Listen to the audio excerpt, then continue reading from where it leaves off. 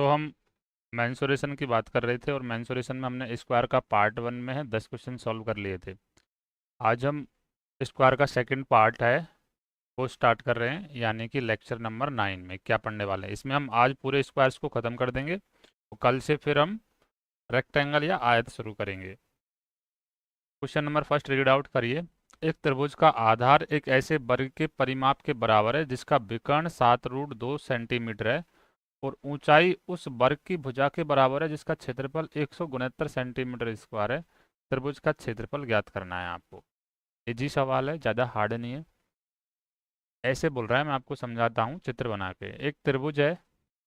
अब त्रिभुज के बारे में नहीं बोला, कौन सा त्रिभुज है। एक त्रिभुज है। एक त्रिभुज का आधार एक ऐसे वर्ग के परिमाप के बराबर है। एक त्रिभुज है और एक अनादर क्या है, वर्ग है। ऐसे वर्ग के परिमाप के बराबर है जिसका जो विकर्ण है वो 7√2 है। अगर विकर्ण 7√2 होगी तो उसकी साइड क्या होगी, 7। तो पेरीमीटर क्या होगा, 28।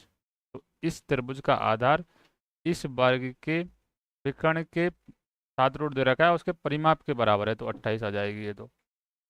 अभी इसी त्रिभुज के बारे में और इन्फॉर्मेशन दे रहा है। और इसी त्रिभुज की जो ऊंचाई है ये वाली परपेंडिकुलर ऊंचाई उस वर्ग की भुजा के बराबर है जिसका क्षेत्रफल 169 है। यानी एक और वर्ग है जिसका क्षेत्रफल 169 है, तो उसकी साइड क्या हो जाएगी, 13, क्योंकि साइड का स्क्वायर होता है ना क्षेत्रफल। तो ये जो हाइट है वो 13 है। आपसे पूछा है इस त्रिभुज का क्षेत्रफल क्या होगा, यानी डेल्टा का मान पूछा है। तो आपको बेस दे रखा है, आपको हाइट दे रखी है। बेस आपको 28 दे रखा है, हाइट आपको 13 दे रखी है। इन दोनों के प्रोडक्ट का आधा इक्वल टू डेल्टा का मान। तो इन दोनों में से इस वैल्यू को मैंने कर दिया आधा। तो 13 × 4 मतलब यूनिट डिजिट मेरी 2 आएगी। पूरा सॉल्व नहीं कर रहा मैं, ये तो 2 डिजिट का ही मल्टीप्लिकेशन है, तो आपको डायरेक्टली याद भी होना चाहिए। 182 आंसर है इसका। इजी सवाल था। अगले क्वेश्चन की तरफ चलते हैं। क्वेश्चन नंबर 12 अच्छा क्वेश्चन है, एक बार रीड आउट करिए आप। उस वर्ग का क्षेत्रफल सेंटीमीटर स्क्वायर में ज्ञात करो जिसके शीर्ष 5 सेंटीमीटर त्रिज्या वाले वृत्त पर स्थित है। अब मैं आपको चित्र के थ्रू समझाता हूँ कि आपके पास में क्या है, एक वृत्त है। अब ऐसे ही मान के लो उस वर्ग का क्षेत्रफल ज्ञात करो जिसके शीर्ष, अब इसमें एक क्या है, वर्ग है। इमेजिन कर लेना ऐसे ही, ये वर्ग है। हालांकि ये वर्ग नहीं, रेक्टेंगल सा लग रहा है, लेकिन इमेजिन कर लेना ये वर्ग है। इसके अंदर इसके शीर्ष क्या है, इसके शीर्ष ये रही है, वर्ग के शीर्ष ये रही है। उस वर्ग का क्षेत्रफल अ, ज्ञात करो जिसके शीर्ष एक 5 सेंटीमीटर त्रिज्या वाले वृत्त पर स्थित है। तो इसकी त्रिज्या क्या है, रेडियस क्या है, 5 सेंटीमीटर है। जब इसकी रेडियस 5 सेंटीमीटर है तो ये 5 सेंटीमीटर होगा, तो ये वाली भी तो 5 सेंटीमीटर होगी। तो रेडियस अगर 5 सेंटीमीटर है तो वृत्त का जो डायगोनल होगा वो विकर्ण का डायगोनल के वृत्त में जो डायमीटर होगा, यानी वृत्त का डायमीटर यानी व्यास वर्ग के विकर्ण के बराबर होगा। अब आपको पता है कि वर्ग का विकर्ण क्या है, 10 है। क्योंकि वृत्त की त्रिज्या 5 है तो डायमीटर 10 होगा, इस दोनों का बराबर होता है ये। अगर वर्ग का विकर्ण 10 है, लेकिन आपको पता है कि वर्ग का विकर्ण 10 मेरे अनुसार तो 2 होता है रेशो में। क्वेश्चन के अनुसार दे रखा है 10, तो कितने टाइम्स हो रहा है, यानी एक की वैल्यू कितनी आ रही है। तो मैं 10 को लिख सकता हूँ 2 × 5।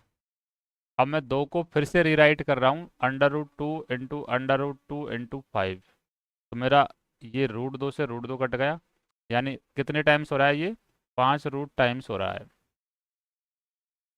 यानी विकर्ण या साइड कितने टाइम हो रही है, 5 रूट टाइम्स। तो एरिया कितने टाइम्स हो जाएगा, तो उसने पूछा है कि उस वर्ग का क्षेत्रफल क्या होगा। तो मेरे अनुसार क्षेत्रफल होता है 1, तो क्षेत्रफल हो जाएगा जितने टाइम साइड आ रही है उसका डबल, मतलब n² टाइम। तो यानी 25 इंटू √2 का स्क्वायर बनेगा, √2 का स्क्वायर करेंगे तो 2। तो आपका आंसर आ जाएगा 50। यानी जो वर्ग का क्षेत्रफल होगा वो क्या होगा, 50। एक बार मैं फिर से समझा रहा हूँ, ये चीज़ें मेरी पिछली क्लास से ही चलती आ रही है कि डायगोनल भी जो डायगोनल होता है वो भी क्या है, साइड होती है। लेंथ होती है वो भी साइड होती है। पेरीमीटर होती है वो भी साइड होती है।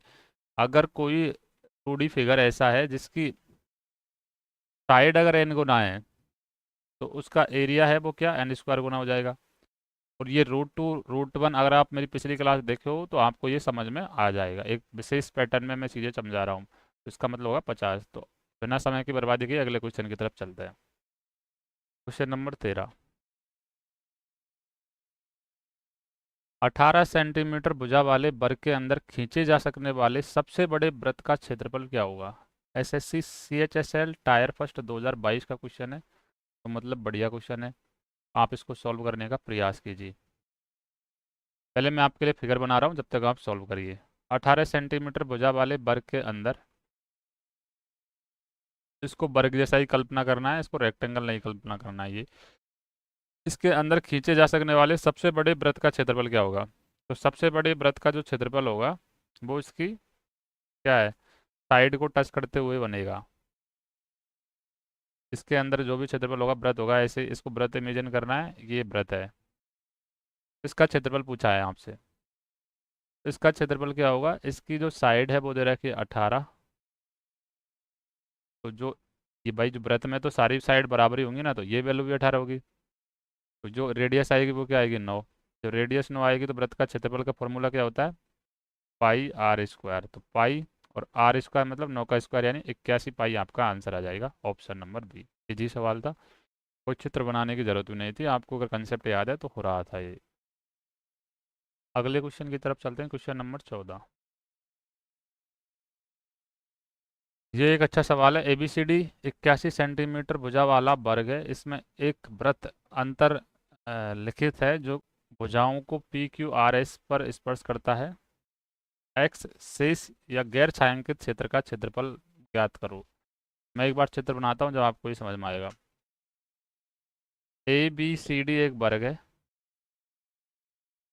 इसमें एक वृत्त अंतर्लिखित है। Inscribe circle is inscribed in the square touching side at PQRS. Find the area in centimetre square of the non shaded region. Non shaded region मतलब जो छायांकित नहीं है। तो एक बार मैं दिखा रहा हूँ कि ये P है, ये Q है, this is R and this one is S। इनसे टच करता हुआ एक सर्कल इंस्क्राइब्ड किया गया है इन स्क्वायर के अंदर। तो जो नॉन शेडेड रीजन है वो ये है। ये आपसे पूछा है कि नॉन शेडेड रीजन, मैं अभी दिखा रहा हूँ आपको। ये है नॉन शेडेड रीजन।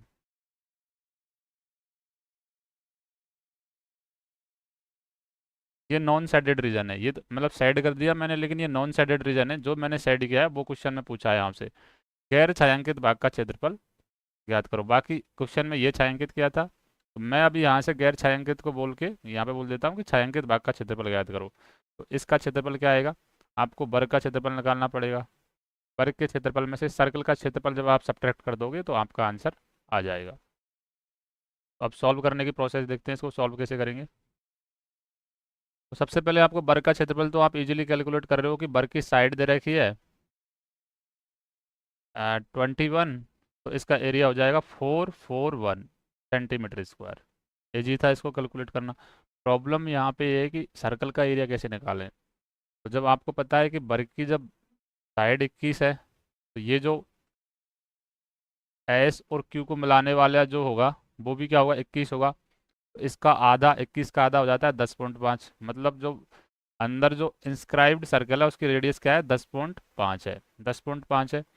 अब आप एक बात याद रखो, अभी आपको मैंने बताया नहीं है ये वाली चीज़, कि जैसे अपन ने, अगर मैंने सर्कल की रेडियस 7 मान ली, मेरे को देश ने रखी है 10.5। जब मैं सर्कल बताऊंगा आपको तो आपको पता चल जाएगा। तो ये कितने टाइम हो रही है, ये हो रही है 1.5 टाइम्स। 15 से 105। तो इसका एरिया क्या होता है, एरिया होता है इसका 144। एरिया कितने टाइम्स हो जाएगा, साइड का स्क्वायर टाइम्स, यानी कि इसका स्क्वायर होगा 15 का स्क्वायर 2.25 टाइम्स। अब 154 गुणा 2.25 करोगे तो आप इसको कैलकुलेशन करने का तरीका क्या हो सकता है आपका, 154 गुणा 2 प्लस 0.25 को मैं लिख रहा हूँ 1/4। तो 154, चौवन और चौवन तो होते हैं 108, 100 हो जाते हैं 200, यानी कि 308 प्लस। अब मैं 154 का 1/4 कर रहा हूँ, तो मेरे को पता चल रहा है कि 4×3 = 12, बच गए 2, और 24 बन गया ये। 4×3 = 12, बच गए 3, तो 34 बन गया। 8×4 = 32 और 8×5 = 40, 38.5, यानी ये बनेगा 346.5। जो स्क्वायर का एरिया आया था वो तो आया 441, और जो सर्कल का एरिया आया था वो आया था 346.5। तो आप पॉइंट मान के यहाँ पे 0 बढ़ा सकते हो। 10 में से 5 गया 5, कैरी 1। 10 में से 11 में से 7 गया 4, एक और कैरी 1। 44 में से 35 गया तो 9, यानी आपका आंसर आएगा 94.5, ऑप्शन नंबर डी। 0.5 तो आपका आना ही था ना, यहाँ ही पता चल गया आपको कि यहाँ पे 0.5 है। जब आपका इतना निकल के आ रहा था ना ये 0.5, तभी आपको आइडिया ले लेना चाहिए था दिमाग में कि 0.5 तो आएगा लास्ट में, फिक्स है। क्योंकि यहाँ पे कोई पूरा इंटीजर्स वैल्यू है ये, इसमें अगर मैं पॉइंट बढ़ाऊंगा तो वो 5 तो बचेगा वापस से कैसे कैसे करके, तो 0.5 तो आना ही था। तो ये इजी था, ये क्वेश्चन ज़्यादा डिफिकल्ट नहीं था, लेकिन समझने में हो सकता है आपको ये जो सर्कल है उसका एरिया निकालने में थोड़ा प्रॉब्लम हो सकता है। लेकिन अगर आप रेगुलर मेरे को फॉलो करोगे तो मैं आपको ये सिखा दूंगा कि सर्कल का एरिया भी कैसे निकाला जाता है। तो अगले क्वेश्चन की तरफ चलते हैं। क्वेश्चन नंबर 15, यदि वर्ग ABCD की भुजा 10 है तो छायांकित क्षेत्र का क्षेत्रफल ज्ञात करो। ये आपकी आज की क्लास का लास्ट क्वेश्चन है, इसके बाद हम रेक्टेंगल को शुरुआत करेंगे। तो एक बार मैं इसका चित्र बना देता हूँ कि वो छायांकित क्षेत्र कौन सा है। तो ये भी इजी सवाल है, इतना हार्ड नहीं है। इसमें डायरेक्ट आपको फॉर्मूला याद रखना है। इससे पहले क्या किया था हमने, जो सर्कल ड्रॉ किया था वो इसके अंदर की साइड को टच करते हुए चला था, अभी इसके बाहर की साइड को टच करते हुए चल रहा है। और इसमें एक और जो है वो ये है, हर सर्कल के हर दो जो होते हैं ना साइड पर अर्ध सर्कल बना हुआ है ऐसे। और इसमें पूछा है ये वाले पार्ट का क्षेत्रफल क्या होगा। ये मेंस में आया था, 2017 में आया था, शायद 2017 का क्वेश्चन है ये। और ये वाला जो छायांकित भाग है ये पूछा है उसने, ABCD हो गया। तो इसका डायरेक्टली फॉर्मूला आपको ये रट लेना है, इसको मैं बोल रहा हूँ रट लो। ये वर्ग का जो क्षेत्रफल है ना, ये वर्ग के क्षेत्रफल के इक्वल होगा ये छायांकित भाग का क्षेत्रफल। जो ये छायांकित भाग आ रहे हैं ना, ये दोनों मिलके क्या बन रहा है, अर्ध सर्कल बन रहा है। फिर एक सर्कल और ये अर्ध सर्कल, यानी पूरा सर्कल बन रहा है चारों तरफ से। तो ये वर्ग के क्षेत्रफल के बराबर होगा, ये बात आप बिल्कुल याद रख लो। तो वर्ग का क्षेत्रफल क्या होगा, भुजा 10 है तो क्षेत्रफल होगा 100, वर्ग के क्षेत्रफल के बराबर होगा। तो आज तक की क्लास में हमने सर ट्राइंगल पूरा कर लिया है। जो एग्जाम्स के लिए ओरिएंटेड एग्जाम्स के, ट्राइंगल तो अपने पूरा बेसिक से ही कर लिया था। ट्राइंगल के बाद हमने आज स्क्वायर ख़त्म कर दिया है, और कल हम करेंगे रेक्टेंगल, यानी आने वाली क्लास में हम रेक्टेंगल करेंगे। उसके बाद हम करेंगे सर्कल, और फिर उसके बाद में क्वाड्रिलेटरल, फिर पॉलीगन, फिर ये 2D का जो पार्ट है वो क्लियर हो जाएगा। इसमें जो इम्पोर्टेंट है वर्तमान ट्रेंड को देखते हुए SSC में, वो आपको सब कवर मिल जाएगा। अगर आप इन स्लाइड को ढंग ढंग से देखोगे, ढंग से ऑब्जर्व करोगे, तो आपको पता चलेगा कि इनमें जो क्वेश्चन हम कर रहे हैं वो बढ़िया क्वेश्चन है, ऐसे ही मजाक नहीं कर रहे अपन। मिलते हैं अगली क्लास में, तब तक के लिए शुक्रिया।